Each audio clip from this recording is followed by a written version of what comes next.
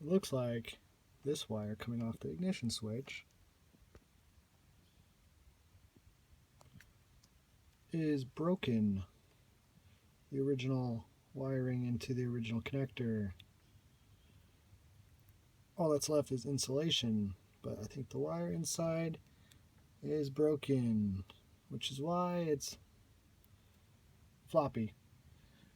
So I think that is causing all the problems I am having with half the dash power not working, including like the heater, the wipers, even the choke power wasn't coming on. So I'm going to try to fix that and see if it fixes my problems.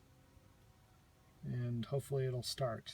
Because before it would just crank, but it would not fire. So